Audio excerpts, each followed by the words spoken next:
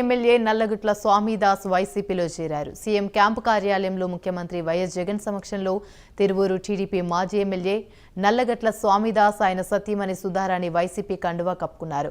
1994-99లో 2 సార్లు తిరువూరు నియోజకవర్గం టీడీపీ ఎమ్మెల్యేగా స్వామిదాస్ విజయం సాధించారు.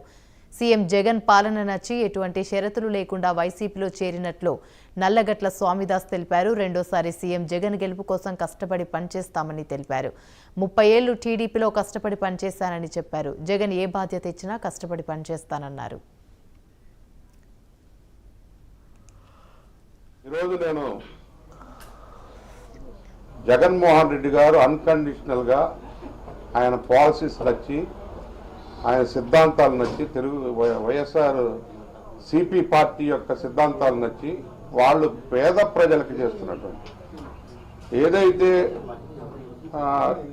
డైరెక్ట్గా బెనిఫిట్స్ అన్నీ కూడా స్కీమ్స్ అన్నీ కూడా వాళ్ళ అకౌంట్స్లో 2.5 లక్షల రూపాయలు ఇప్పటికీ పేద ప్రజానీకానికి 2.5 లక్షల కోట్ల రూపాయలు పేద ప్రజానీకానికి డైరెక్ట్గా పంచినటువంటి మహానేత మహానుభావుడు జగన్మోహన్ రెడ్డి గారు. జగన్మోహన్ రెడ్డి గారు నన్ను ప్రేమతో ఆహ్వానించారు.